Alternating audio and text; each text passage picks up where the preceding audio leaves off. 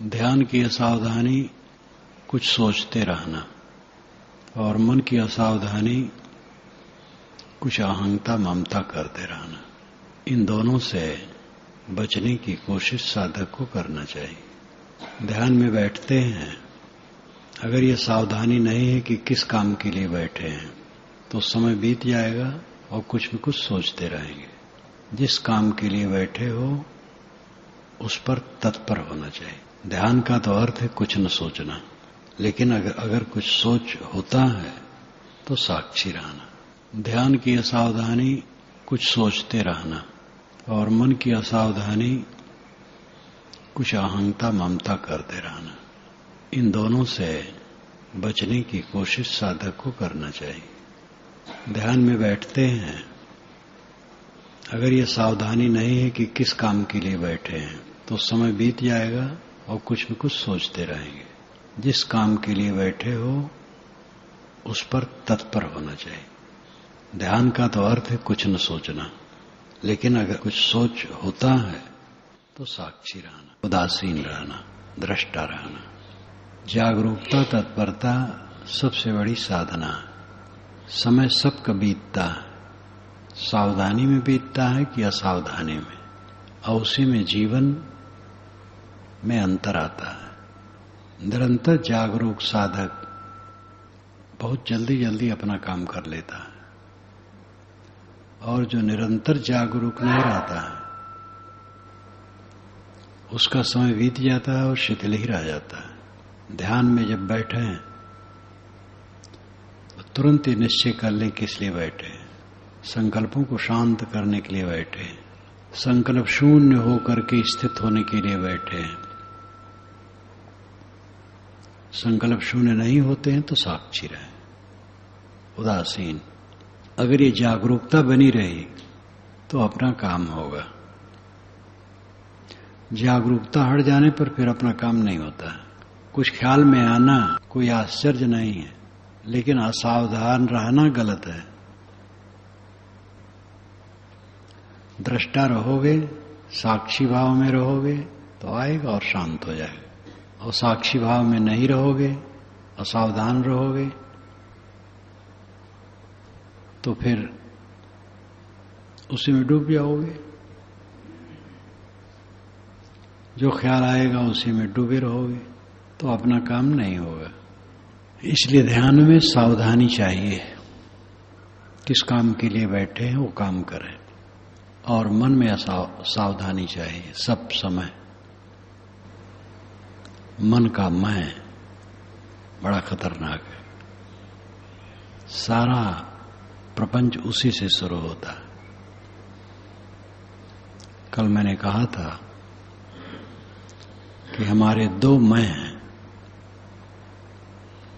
एक आत्म अस्तित्व का मैं और एक मन का मैं। आत्म अस्तित्व पर निष्ठित है, नित्य शुद्ध बुद्ध निर्मल है, वही अपना स्वरूप है। मन का मैं निर्मित है, लेकिन जीवन यात्रा में उसकी उपयोगिता है। उसी में विष है और उसी में अमृत है, उसी में बिगाड़ है, उसी में सुधार है। मन का मैं औपाधिक है, आत्मस्तित्व का मन मैं निरुपाधिक है। उपाधि का मतलब होता है संबंध, नकली व्यक्तित्व, नकली रूप, नकली वेश, नकली आकार। मन का आकार नकली है, निर्मित है, और निर्मित से ही निर्मित काम होता है। व्यवहार सब निर्मित है और इसका काम मन से होता है। साधना भी मन से होता है, अपराध मन से होता है, और अपराध का क्षय मन से होता है। बंधन मन से होता है और बंधन मन से ही काटा जाता है। मन में ही विषमृत है। इसलिए साधक को सतत जागरूक रहना चाहिए मन से, सब समय। मन में कोई अपराध न बने। संबंध क्षणिक है, संबंध में भूल होती है, भूल होने का अवसर आता है। क्योंकि जो हमारा निर्मित मैं है बहुत संवेदनशील है। अनादि काल से अहंता ममता का रोग उसमें है। समझ नहीं मिलता है, बह जाते हैं। अच्छे अच्छे ज्ञानी बह जाते हैं, जानते हैं, लेकिन अभ्यास पूर्ण है नहीं तो बह जाते हैं। ज्ञान काम नहीं करता है। ज्ञान का व्यवहारिक स्वरूप जब दृढ़तम होता है तब काम होता है। ढील ढाल नहीं, ढील ढाल में काम नहीं होता है। वैसा दृढ़तम हो, दृढ़तर ही नहीं दृढ़तम हो, एकदम पक्का। जब मन मजबूत रहता है विवेक में, एक एक क्षण का अच्छा उपयोग होता है। मन के मैं से सावधान रहें। उसमें कटीली झाड़ियां उगती हैं और उसी में नुच नुच करके हम रात दिन परेशान होते हैं। राग, द्वेष, ईर्ष्या, छल कपट, परनिंदा, देहाभिमान, काम, क्रोध, लोभ, मोह, सारे विकार ये कटीली झाड़ियां हैं और निर्मित होने में देरी नहीं है, निर्मित होती रहती है और उसे में हम रात दिन नुचते रहते हैं। और ये सब संबंध में बनता है, अकेले में भी बनता है, क्योंकि मन तो द्वैत ही है। मान मान करके आदमी कहीं चला जाए, पर्वत पर चला जाए, सुनसान में बैठ जाए, मन उसके साथ है, वहीं उद्यमबान में चलता रहेगा। एक जगह से दूसरी जगह बदल देने से कोई बड़ा लाभ नहीं होता है, जब तक मन ठीक न हो। मन ठीक हो, हर जगह मंगल है। मन हर जगह द्वैत का रूप लेता रहता है। हर स्त्री पुरुष को, साधु गृहस्थ को जो कल्याण चाहते हैं, जो इस विषय में समझते हैं,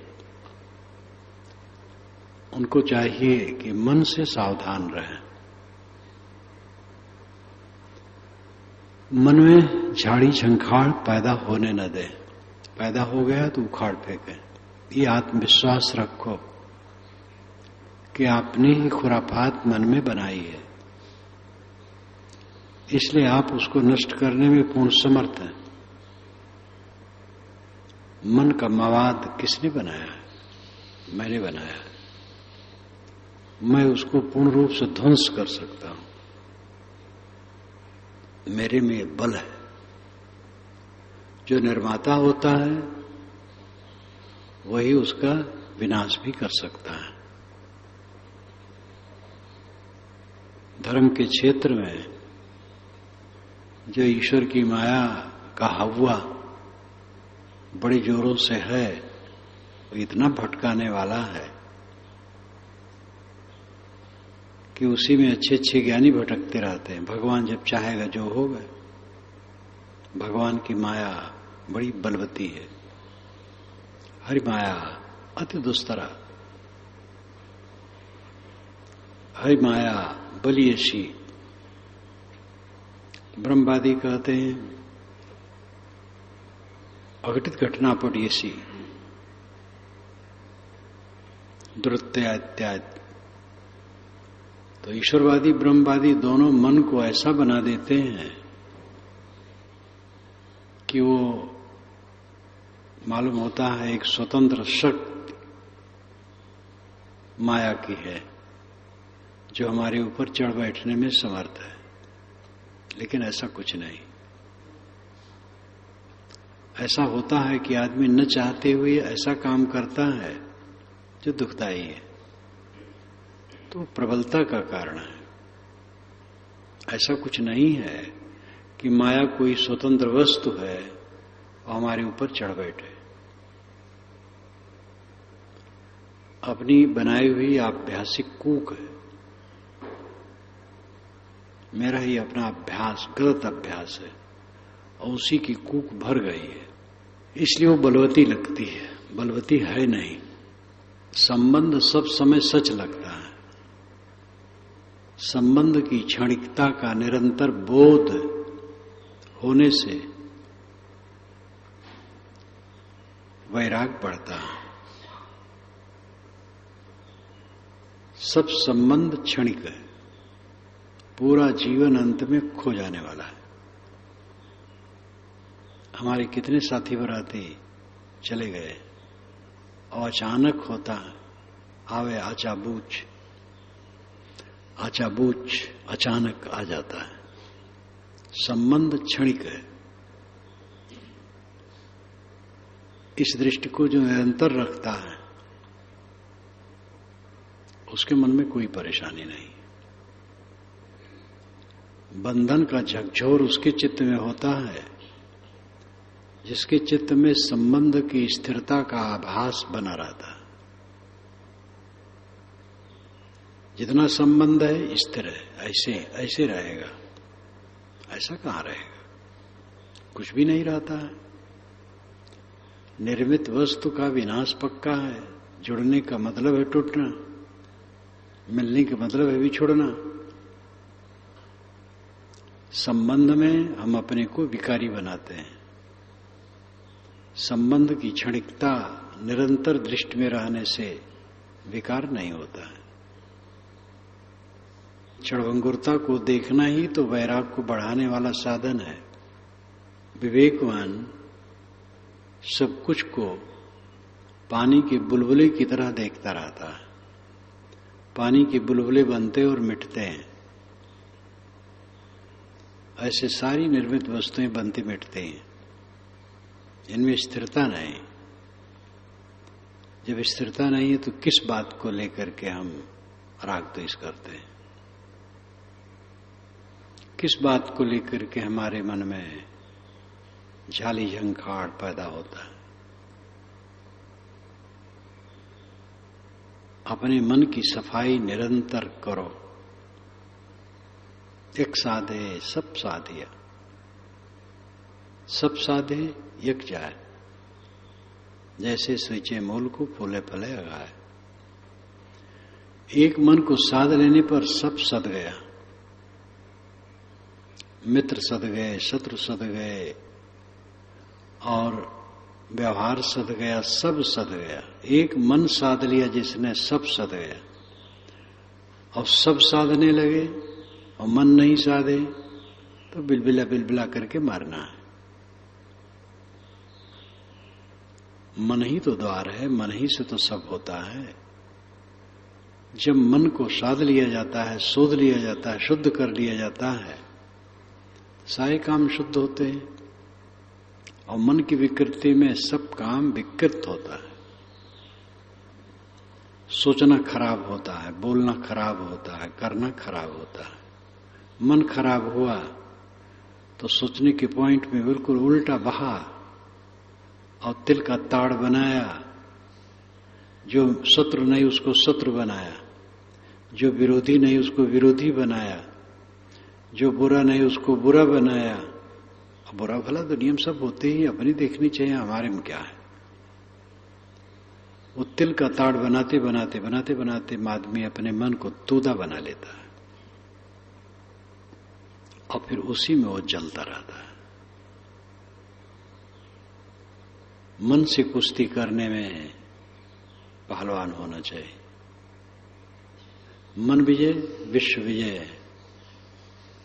मन की पवित्रता पूरे विश्व की मानव पवित्रता है। मन से ही अनुभूति होती है, सुख और दुख की अनुभूति। मन पवित्र होने से हमारी अनुभूति पवित्र हो जाती है। अनुभूति पवित्र होती है तो विचार पवित्र रहते हैं, और वाणी पवित्र रहती है, और कर्म पवित्र रहते हैं, सब पवित्र हो जाता है। इसलिए मन के मैं से सावधान रहने की आवश्यकता है। ये बात ध्यान में सबको रखना चाहिए। दो मैं हमारे में विराजता है, और जो असली मैं है वो सदैव दबा रहता है, नकली मैं हावी रहता है। इसी को इस्लाम में, हिंदू में, सब में रूपक दिया गया।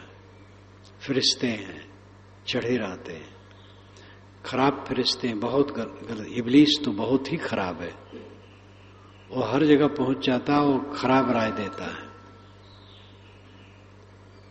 तो वो सब रूपक है। रूपकों में पूरे विश्व में ये बातें बताई गई हैं। जो लोग नहीं समझते हैं तो समझते हैं कोई व्यक्ति है, ऐसा कुछ नहीं। जैसे चित्रगुप्त पाप पुण्य लिखते हैं, कोई चित्रगुप्त नहीं है। इस्लाम में भी कहा गया है, दो फरिश्ते कंधे पर बैठे रहते दोनों तरफ, एक अजाब लिखता है, एक सवाब लिखता है। तो मोटी बुद्धि वालों को समझाने के लिए इस ढंग से हर जगह बात हुई है। आगे बस वही रूढ़ हो गई, सूक्ष्म विश्लेषण ठंडा हो गया, इसलिए लोग अंधविश्वासी हो गए और कहां के कहां पहुंच गए। इसलिए सूक्ष्म विश्लेषण की जरूरत है। अणवंत सूक्ष्म अंत की बात ये जनक की सभा में याज्ञवल्क्य जब पहुंचे, गायों के लिए आए हैं कि अणवंता के लिए आए हैं? याज्ञवल्क्य ने कहा दोनों के लिए आए।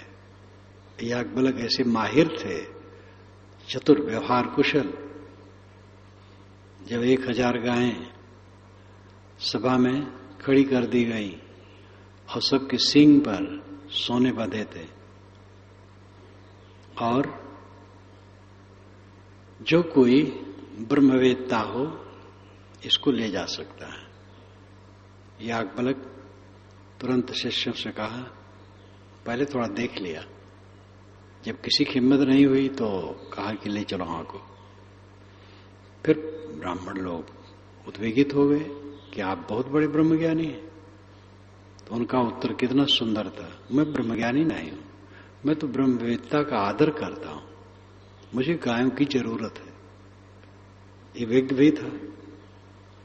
जब एक ने कहा कि ये जीव कैसे शरीर छोड़ करके कैसे जाता है, प्रश्न किया, तो उन्होंने उसका हाथ पकड़ करके एक किनारे ले गए। वो कहीं ये बात सभा समझ नहीं सकेगी, उलझन हो जाएगी, इसलिए इसको व्यक्तिगत बैठ करके बात करना। वो शांत हो गया। तो ज्ञानी तो थे भी, व्यवहार कुशल थे। तो जनक ने कहा, अणवंत के लिए आप आए हैं कि गायों के लिए? के दोनों के लिए। अंतिम जो अणु तत्व है, सूक्ष्म तत्व है, उसका विश्लेषण। इसीलिए उपनिषद में कहा गया अड़ो रड़ियाम, अड़ो रड़ियाम, यानी अड़ु अड़ुआम, अड़ु अड़ुयाम। अणु से अणु है। आत्मा अत्यंत सूक्ष्म है, लेकिन महतो महीयान, महान से महान है, क्योंकि सारे ज्ञान विज्ञान का आंदोलन उसी से है। तो आत्म तत्व का विश्लेषण साधक को करते रहना चाहिए। अपना स्वरूप, जो अपना परिनिष्ठित स्वरूप है, आत्म अस्तित्व है, असली मैं है, वो नकली मैं से दबा रहता है। मन में राग है तो समझ लो नकली मैं से असली में दब गया। द्वेष है, चिंता है, उद्वेग है, किसी के लिए मनोविकार है, किसी के लिए ईर्ष्या है, घमंड है, काम वासना, क्रोध वासना, लोभ वासना, मोह वासना है, तो असली में दबा रहता है। अनादिकाल से तो विकारों का ही सेवन हुआ है, सूझी ही नहीं थी क्या करना चाहिए, मैं कौन हूं, कहां सोचती, अपने आप का ख्याल ही नहीं है। इसलिए विपरीत दिशा में बहते रहे, उसी में उन्नत समझते रहे। कुछ माटी गोबर बटोर ली, वही उन्नति है। असली उन्नति है आत्मशुद्धि, चित्त की शुद्धि, अपने स्वरूप को पहचानना और चित्त को शुद्ध करना, यही असली उन्नति है। लेकिन इस बात को कितने लोग समझते हैं, और जितने लोग समझते हैं उनमें करते कितने हैं, और करते हैं वह कितने तत्पर होके करते हैं। करते हैं ठंडे दिल से करते हैं, लापरवाही से करते हैं, उतना ख्याल नहीं है। ये कई बार कहा जाता है कि सदाचार जब आ जाता है तो साधक संतुष्ट हो जाता है, समझता है मंजिल मिल गई। सदाचार मात्र मंजिल नहीं है, सदाचार उसकी भूमिका है। सदाचार के बिना तो काम होगा ही नहीं, किंतु सदाचार मात्र में रुक जाना ये भूल है। सदाचार ही नहीं, ज्ञान वैराग्य भी है, लेकिन प्रखर नहीं है तो काम नहीं। सामान्य ज्ञान वैराग्य में भी चित्त बिल्कुल दुखहीन नहीं होता है। हमारी चरम उन्नति है चित्त का दुखहीन होना, दुख रहित चित्त हो, यही सर्वोपरि उन्नति है। और ये हमारी करने से होगा, कोई कर नहीं देगा, गुरु संत केवल बताएंगे। और ये कम उपकार गुरु संतों का नहीं। अच्छी संगत में हम न रहें, अच्छी संगत न मिले, अच्छे प्रेरक न हो, अच्छा आदर्श न हो, तो हम जाग नहीं सकते। वैरागवान के संग बिन होए नहीं वैराग, संगत हूं फल ना मिले, जो साचा मन लाग। अपने मन को डार के वैरागवान में लीन, कबो न बाधे ताय को जो बंधन से हीन। मन भारा तन भार है, भारा जय संबंध, अमान काम होए काम कर छोड़ मान मद अंध। ये श्री विशाल साहब की साखियां। वैरागवान की संगत के बिना वैराग नहीं होता है। संगत का फल भी तब तक नहीं मिलता है जब तक पूरा समर्पण न हो। इसलिए अपने मन के अहंकार को डाल करके वैरागवान के मन में अपने मन को मिला दे, अपने मन को डाल के वैरागवान में लेन। कबो न बाधे ताहि को जो बंधन से हीन। जो बंधन से हीन है उनको अपने मन के जंजाल में न बांधे, अपने अनुसार कराने की चेष्टा न करे। और सावधान रहो। मन भारा तन भार है, भारा जय संबंध, अमान अकाम होए काज कर छोड़ मान मद अंध। मन का भार तुम्हारे पास है, न मालूम कितनी खुराफात मन में है, रो रहे हो रात दिन। सब क्यों पीड़ित है? मन के विकारों से। इसलिए मन का बोझा तुम लाद करके घूम रहे हो। तन भार है, शरीर का बोझा है, खाना पीना चाहिए, रहना बसना व्यवस्था इसकी चाहिए। भारा जय संबंध है, और संबंध का बोझा है।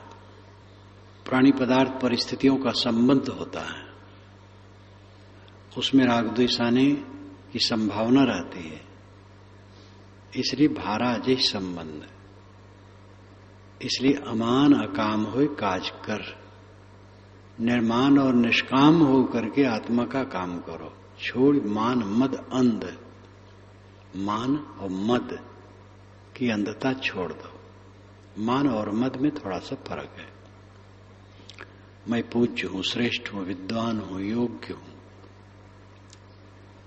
और मेरे लिए लोगों को ऐसा ध्यान रखना चाहिए। ये मान का भाव है। और मद, मेरे समान कौन है? मैं सबसे बड़ा हूं। तो मान मद, मान का बढ़ा हुआ रूप मद है और मद का थोड़ा नरम रूप मान है। ये दोनों जुड़वा भाई।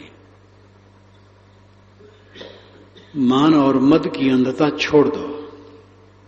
अमान अकाम हुए काज कर। दुख के घेरे में बैठे हो, मन भार, तन भार, संबंध भार, किस लिए प्रमाद है? ज्ञान का प्रमाद है, साधुवेश का प्रमाद है, महंती गुरुवाई का प्रमाद है, और भी अपनी योग्यता का प्रमाद है। ये और डुबाएगा। ये सबसे काम लेना चाहिए, इनका उपयोग होना चाहिए। अच्छा उपयोग इनका करो। ये प्रमाद की चीज नहीं। सब रंग रौनक थोड़े दिन में झड़ जाने वाली है। समय हवा की तरह भागा जा रहा है। समय का पंछी उड़ता जाए तू प्राणी हरि नाम न गाए रे। समय का पंछी तो उड़ता जा रहा है। ये हमारा समय रत्न तुल्य। रत्न तो पत्थर है, लेकिन उदाहरण किसका दिया जाए? संसार के लिए सागर का उदाहरण दिया जाता है। कोई तुलना ही नहीं संसार और सागर में। सागर तो एक कुल्ला भर पानी है संसार के सामने। संसार कितना विशाल है। हमारी पृथ्वी भी छोटा कण है। अनंत देश काल व्यापी विश्व है, लेकिन इसके लिए सागर का उदाहरण दिया जाता है। दूसरा उदाहरण नहीं है। संसार सागर। तो इसे रत्न कहा जाता है। रत्न, समय रत्न है। तो उदाहरण ठीक है, रत्न मूल्यवान मानते हैं। समय सबसे अधिक मूल्यवान है। हम अपने समय में अपने भवबंधनों को काटें। तो ध्यान के समय में ये सावधानी रखें कि किस लिए हम बैठे हैं। ध्यान में डूबे, साक्षी भाव से रहे। संकल्प शांत हो जाए तो शांत होके बैठे, नहीं तो साक्षी भाव में रहे। बराबर साक्षी की जागरूकता रख, ढील ढाल न रहे। ढील डाल रहोगे, समय बीत जाएगा, सोचते रह जाओगे, समय बर्बाद जाएगा। बाकी सब समय मन से सावधान। मन का नकली मैं पीड़ा न दे। नकली मैं में खुराफात न इकट्ठा हो। जो विकार है वो विकार ही नकली मैं को प्रदूषित करते हैं। यानी मन के मैं को एक तो मन से अपने को अलग समझो कि मैं मन नहीं हूं, ये काम की चीज है, और उसमें विकार बनने न पाए। ऐसी जागरूकता जिसको निरंतर रहती है वो दुखों से मुक्त होता है। और होते होते ऐसी अवस्था आती है कि चित्त सदैव दुख मुक्त रहता है। ये जीवन की विशेषता है। ये बात समझना बहुत मुश्किल है। बड़ा मकान, बड़ी गाड़ी, बड़ा पद, बड़ा नाम, बड़ी प्रसिद्धि, बड़ी भीड़, बड़े रुपये पैसे, ये लगता है उन्नति। चित्त शुद्ध हो, दुखहीन चित्त हो, ये बात समझ ही लोग नहीं पाते। जो समझते हैं, जो नहीं समझ पाते हैं, जब ऐसी संगत में बैठने लगते हैं धीरे धीरे समझने लगते हैं, और जो समझते हैं वो उसको कर सकते हैं। यहाँ करीब करीब जितने लोग हैं इस चीज को समझते और करते भी हैं। इसी को ठीक से जोर से करने की आवश्यकता है।